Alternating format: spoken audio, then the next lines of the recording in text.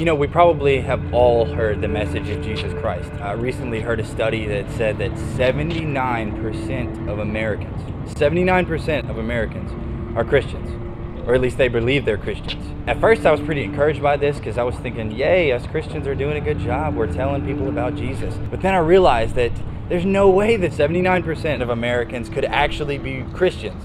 Because if that was true, then America would be completely different. There wouldn't be anybody homeless. There wouldn't be any of this murdering. This would be gone because us Christians would be so busy spreading the love of Jesus Christ. And so I thought, maybe this is really bad news, because this means that 79% of Americans think they're Christians, and they probably aren't.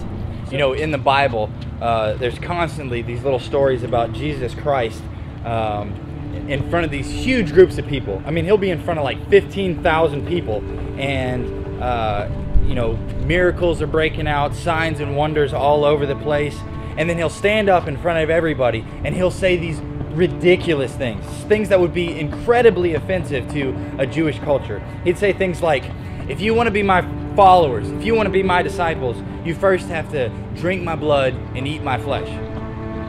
Which the crowd would then be like, okay, now that's just gross. I mean, I like the whole miracles and the signs and the wonders and everything, but seriously, drink my blood, eat my flesh, that's disgusting. And so you'd have these giant crowds of people just leave. They'd just get up and they'd walk away. They'd be like, okay, this guy's crazy. I thought he was cool, but turns out he's just a wacko. And then Jesus would turn around to his disciples and he'd be like, so are you guys going to leave me too? And you know, they were thinking, yeah, I'd love to leave, Jesus, because that's gross. That's weird.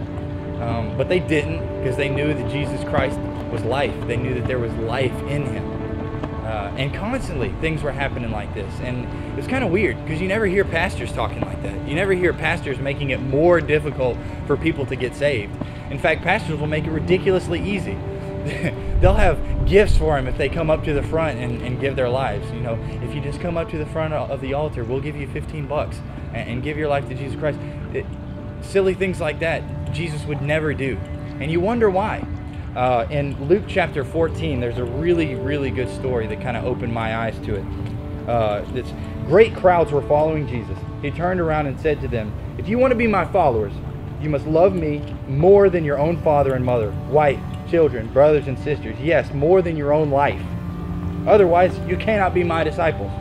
And you cannot be my disciples if you do not carry your own cross and follow me. Carry your own cross.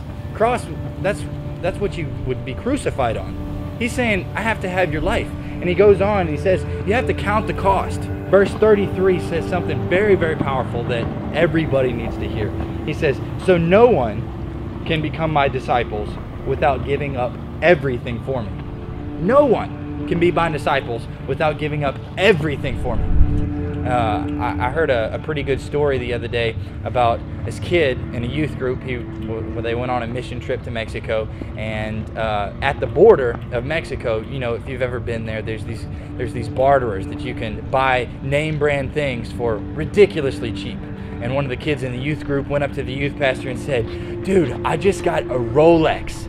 It's a Rolex, man. He shows it. He's like, look, there's diamonds on it and everything. It's a Rolex. And the pastor's like, really? How much did that cost you? He said, the guy asked for 10.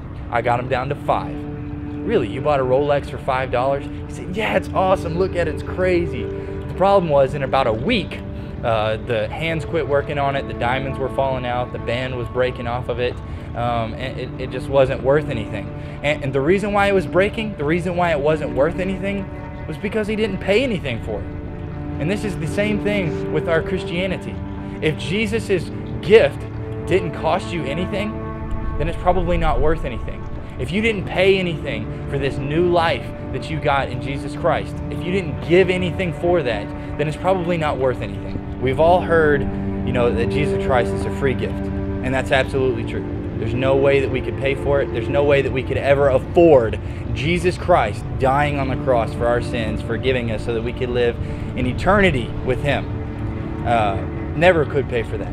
But Jesus makes it very clear in the Bible over and over and over that the only way that we can receive this free gift is by giving him our lives. Because there's no way we can live two lives. And if God gives us a new life, we can't live both that life and the life that we had. We have to first give him our life. and not just a piece. This is what people have confused, is they think that they only have to give Jesus bits and pieces of their life.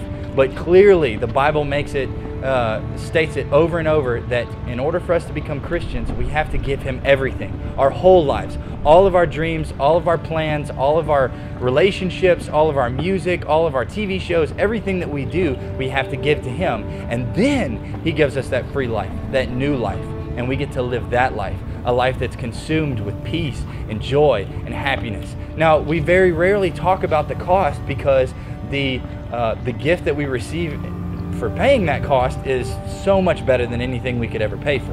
You know, we never have to worry again. We have hope. We have peace. We have joy. We have, I mean, these are things that you can't pay for. And so we don't talk about the cost. But we have to talk about the cost because so many people aren't paying it.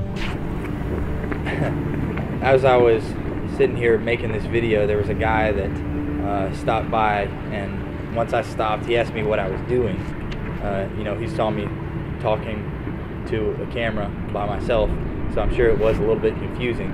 And so I just gave him the quick footnotes version of what I was saying, you know, that Jesus Christ is a free gift, but in order for us to receive that gift, we have to give Him our entire lives, not just a piece of it. As I was telling him this, his eyes started to turn red. He started to tear up a little bit, and clearly this was making an impact on his life. And I literally didn't even talk to him for 5 minutes, and whenever he left, he was crying, and he couldn't even talk, and he just told me thanks, and he just walked off. This is a powerful message, and it's a message that people need to hear. And so what I ask you to do, if you can, share this video. Upload it to your Facebook. Talk about it on Twitter. Give it to your friends on DVD. Share it with people, because this is a message that could change somebody's, not just change somebody's life, but change somebody's eternity. Jesus Christ is a free gift, but we have to understand that that free gift comes at the cost of our life. He's going to ask you for some difficult things. He's going to ask you for your friendships. He's going to ask you for your relationships. He's going to ask you for your girlfriend, your boyfriend, your time, your money, your music, your TV shows. He's going to ask you for everything. But give it to Him, because He has something much better. As I said before, you know, we don't talk about the cost very often because what we get in return is so much better. And this is true. So give it to Him. Give Him your life, and He will give you something so much better. Thanks.